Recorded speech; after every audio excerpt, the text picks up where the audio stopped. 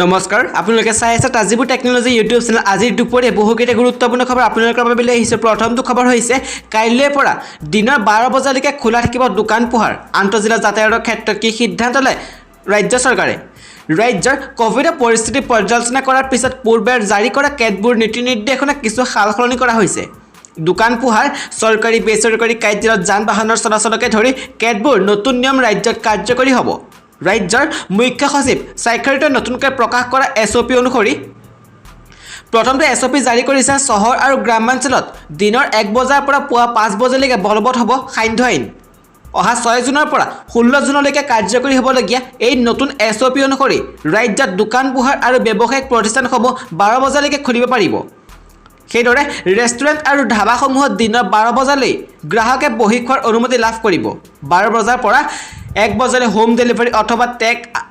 আৱে অৰ্ডাৰ গ্ৰহণ কৰিব পাৰিব দিনৰ 1 বজাৰ পিছত ৰেষ্টুৰেণ্টসমূহে হোম ডেলিভাৰী কৰিব পাৰিব আনহাতে হোটেল আৰু ৰিজৰ্টসমূহৰ ভিতৰত থকা ৰেষ্টুৰেণ্টসমূহে দিনৰ 12 বজাৰ পিছত গ্ৰাহকসকলক ৰুম সেৱাৰ জৰিয়তে খাদ্য যোগান ধৰিব পাৰিব অৱশ্যে কোল্ড ষ্টোৰেজ আৰু ওয়্যাৰহাউছসমূহ দিনৰ 1 বজাৰ পাছতো চলি থাকিব দ্বিতীয়টো খবৰ হৈছে অহা 15 জুনলৈকে বন্ধ থাকিব ৰাজ্যৰ সকলো চৰকাৰী বেচৰকাৰী কাৰ্যালয় চৰকাৰী অথবা অৰ্ধ চৰকাৰী কাৰ্যালয়সমূহ উপসচিব অথবা তাতোতকৈ অধিক মৰ্যাদাৰ বিষয়াসকল উপস্থিত থাকিব পাৰিব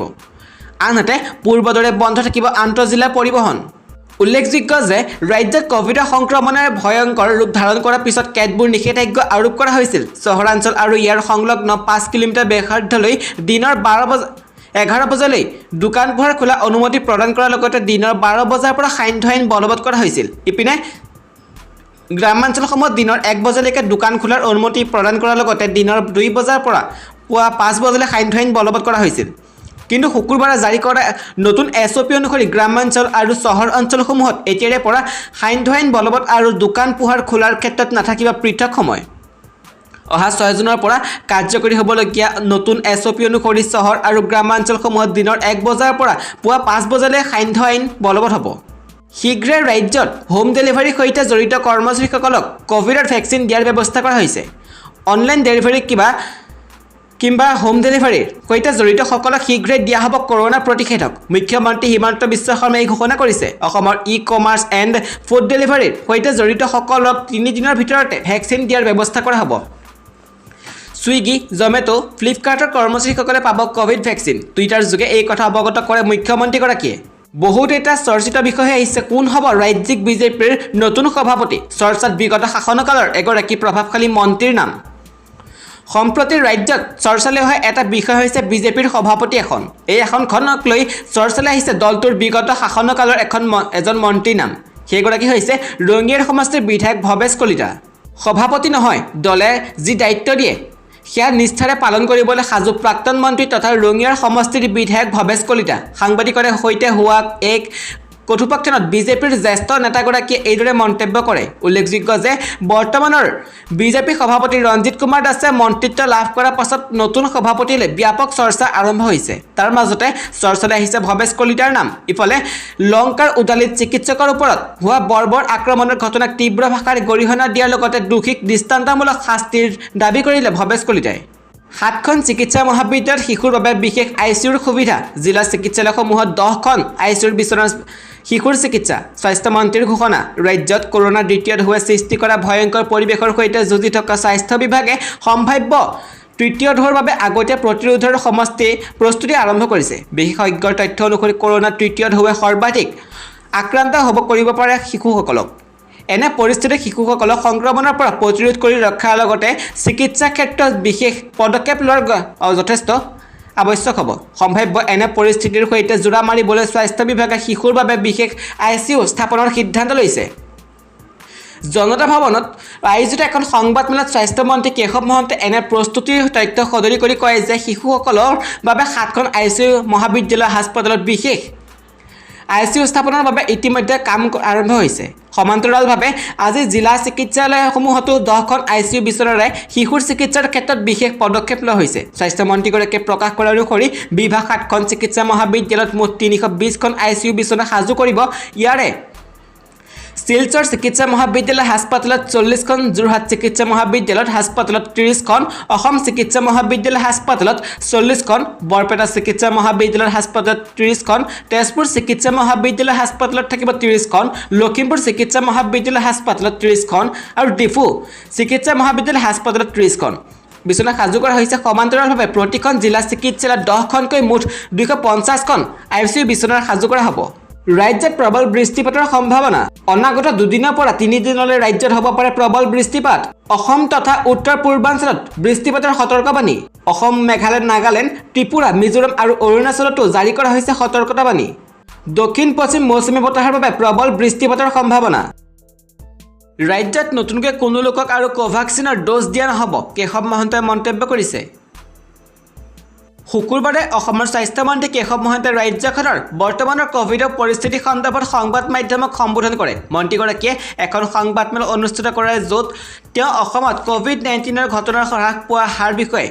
অৱগত কৰে। কেশৱ মহন্তই কয়, যদিও ক'ভিডৰ ৰোগীৰ সংখ্যা হ্ৰাস পাইছে, তথাপি ইয়াৰ প্ৰশমনৰ বাবে আমাৰ বহুত কৰিব লগা আছে। অসমত COVID-19 সংক্ৰমণৰ যথেষ্ট হ্ৰাস পাইছে আৰু ৰাজ্যখনত মৃত্যুৰ সংখ্যা ক্ৰমান্বয়ে হ্ৰাস পাইছে বুলি তেওঁ কয়।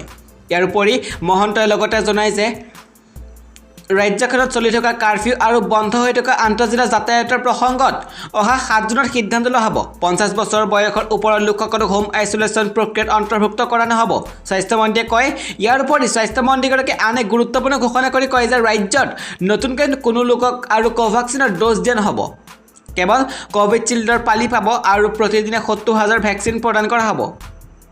অধিক সংখ্যক COVID-19 ৰোগী থকা 5খন জিলাক টীকাকৰণৰ প্ৰক্ৰিয়াত বিশেষ মনোযোগ দিয়া হ'ব। ভেকচিনৰ দ্বিতীয় পালিলৈকে 42 দিনৰ ব্যৱধান বজাই ৰখা হ'ব। বৰ্তমান ৰাজ্যখনত 3 লাখতকৈ অধিক ভেকচিন উপলব্ধ আছে বুলি স্বাস্থ্যমন্ত্ৰীগৰাকীয়ে কয়। উল্লেখনীয়ভাৱে অতি সোনকালে 6খন চিকিৎসা মহাবিদ্যালয় আৰু চিকিৎসালয়ত শিশু ICU স্থাপন কৰা হ'ব বুলি কয়। মুখ্যমন্ত্ৰী হিমন্ত বিশ্ব শৰ্মাক লৈ আশাবাদী বিধায়ক ৰূপজ্যোতি কুৰ্মী। কিন্তু কিয়? অসম নাগালেণ্ডৰ সীমা সমস্যা দূৰ কৰিব পাৰিব মুখ্যমন্ত্ৰী হিমন্ত বিশ্ব শৰ্মাই। মুখ্যমন্ত্ৰীক সাক্ষাৎ কৰি এই গুৰুত্বপূৰ্ণ মন্তব্য ৰূপজ্যোতি কুৰ্মীৰ। অসম নাগালেণ্ডৰ সীমা সমস্যা ৰোধ কৰাত ব্যৰ্থ পূৰ্বৰ অগপ কংগ্ৰেছ চৰকাৰ। আনকি প্ৰাক্তন মুখ্যমন্ত্ৰী সৰ্বানন্দ সোণোৱাল চৰকাৰৰ কাৰ্যকালত দূৰ নহ'ল নগাঁৱৰ আগ্ৰাসন। পিছে ৰাজ্যৰ নতুন মুখ্যমন্ত্ৰী হিমন্ত বিশ্ব শৰ্মাই এই সমস্যা ৰোধ কৰিব পাৰিব বুলি আশাবাদী ৰূপজ্যোতি কুৰ্মী। শীৰ্ষ বিষয়া JP সিং আৰু গৃহ আৰু ৰাজনৈতিক বিভাগৰ প্ৰধান সচিবে পৰ্যবেক্ষণ কৰিব অসম নাগালেণ্ড সীমান্ত। ৰূপজ্যোতি কুৰ্মীৰ আহ্বান, মুখ্যমন্ত্ৰীয়ে নিজে এবাৰ পৰ্যবেক্ষণ কৰক আৰু অসমৰ সীমান্তৱৰ্তী অঞ্চল 90% বেদখল আৰু ভূমি সময় থাকোঁতে ব্যৱস্থা গ্ৰহণৰ পৰামৰ্শ ৰূপজ্যোতি কুৰ্মীৰ। অন্যথা নিশেষ হ'ব অসমৰ হাজাৰ হাজাৰ হেক্টৰ ভূমি। ইপিনে বিধায়কগৰাকীয়ে সাক্ষাৎ কৰাৰ সময়তে নিজ হাতে সংগ্ৰহ কৰা মোবাইলৰ ভিডিঅ' দেখুৱাই, য'ত দৈনিক অসমৰ মাটিত নগাই নিৰ্মাণ কৰিছে নতুন নতুন স্কুল, কলেজ, গৃহ। নতুন মুখ্যমন্ত্ৰীৰ ওপৰত প্ৰবল আত্মবিশ্বাস ৰখা ৰূপজ্যোতিৰ এই বিশ্বাস কিমান বাস্তৱিকত হয়, সেয়া সময়ত লক্ষণীয় হ'ব। কৰদাতাসকললৈ সুখবৰ গুৰুত্বপূৰ্ণ। চলিত জুন মাহত মিছ নকৰিব TDS দাখিলৰ এই গুৰুত্বপূৰ্ণ ডেডলাইন। 2021 বিত্তীয় বৰ্ষৰ বাবে আয়কৰ ৰিটাৰ্ণ দাখিল কৰাৰ সময়সীমা বৃদ্ধি কৰিছে কেন্দ্ৰীয় প্ৰত্যক্ষ কৰ পৰিষদ CBDT-য়ে। বিজ্ঞপ্তি অনুসৰি 2020 আৰু 21 বিত্তীয় বৰ্ষৰ বাবে চতুৰ্থ 3 মাহৰ উৎসৱৰ ওপৰত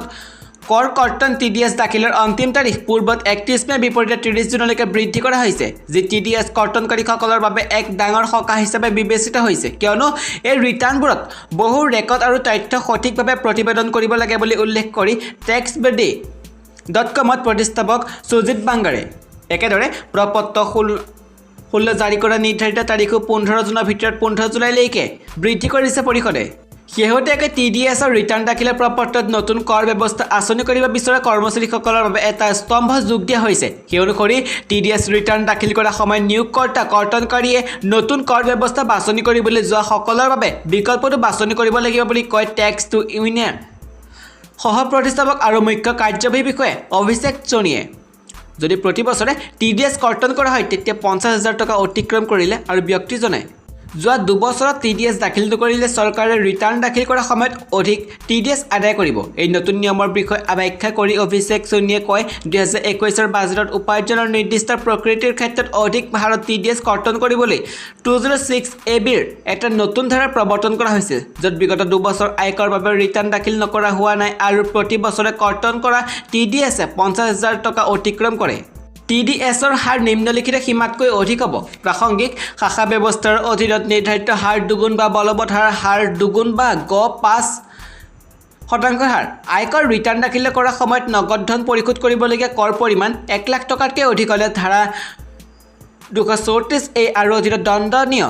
সুদ ITR দাখিল কৰা নিৰ্ধাৰিত তাৰিখৰ পৰা প্ৰযোজ্য হ'ব উদাহৰণস্বৰূপে যদি এগৰাকী কৰদাতাই পৰিশোধ কৰিবলগীয়া কৰ 5 লাখ টকা হয় আগতে পৰিশোধ কৰা হৈছে 1 লাখ টকা আৰু TDS TCS হৈছে 2 লাখ টকা এনে ক্ষেত্ৰত কৰদাতাৰ বাবে ৰিটাৰ্ণ দাখিল কৰাৰ সময়ত নগদ ধনত পৰিশোধ কৰিবলগীয়া কৰা হৈছে 2 লাখ টকা 1 লাখ টকাতকৈ অধিক ইয়াৰ বাবে ITR দাখিল কৰা নিৰ্দিষ্ট তাৰিখ হৈছে 31 জুলাই ধাৰা 234 আৰু অধীনত সুদ 1 আগষ্টৰ পৰা 1% মূল্যত আদায় কৰিব লাগিব টেক্স কানেক্ট এডভাইজাৰী সাৰ্ভিচৰে অংশীদাৰী বিবেক জালানে উল্লেখ কৰে এই কথা লক্ষণীয় যে CBDTয়ে আগতে 2020 আৰু 21 বিত্তীয় বৰ্ষৰ বাবে আয়কৰ ৰিটাৰ্ণৰ দাখিল কৰাৰ সময়সীমা 30 ছেপ্টেম্বৰলৈ বৃদ্ধি কৰিছিল কেন্দ্ৰীয় প্ৰত্যক্ষ কৰ পৰিষদে আয়কৰ আইন 1961 আৰু 119 ধাৰাৰ অধীনত ইয়াৰ ক্ষমতা প্ৰয়োগ কৰি এই ক্ষেত্ৰত শিথিলতা প্ৰদান কৰে বিভিন্ন নিৰ্দিষ্ট তাৰিখৰ শিথিলতা বৰ্তমানৰ সংকটত সংগ্ৰাম কৰি থকা ব্যৱসায়বোৰৰ বাবে অনুপালনৰ বোজা হ্ৰাস কৰিব এই ব্যৱসায়বোৰৰ বাবে তেওঁলোকৰ কৰ অনুপালন সম্পূৰ্ণৰূপে অনলাইন স্থানান্তৰ কৰাটো কিমান গুৰুত্বপূৰ্ণ সেয়া গুৰুত্ব দিয়ে ক্লিয়াৰ টেক্সৰ প্ৰতিষ্ঠাপক আৰু মুখ্য কাৰ্যবাহী বিষয়া আৰ্চিত গুপ্তাই কয় এনেদৰে 30 জুনৰ ভিতৰত লিংক কৰিব লাগিব পান কাৰ্ড আৰু আধাৰ কাৰ্ডৰ লিংক নকৰিলে জৰিমনা ভৰিব লাগিব 1000 টকা আয়কৰ বিভাগৰ ধাৰা 234H ৰ অধীনত পাৰে জৰিমনা কেনেকৈ কৰিব পান কাৰ্ড আধাৰ কাৰ্ডৰ লিংক SMS ৰ জৰিয়তে কৰিব পাৰিব লিংক দুটাকৈ নম্বৰ পঠিয়াব পাৰিব আপুনি নম্বৰ কেইটা প্ৰথমটো হৈছে 567678 আৰু 56161 নম্বৰত টাইপ কৰক UIDPAN /12 সংখ্যাৰ আধাৰ নম্বৰ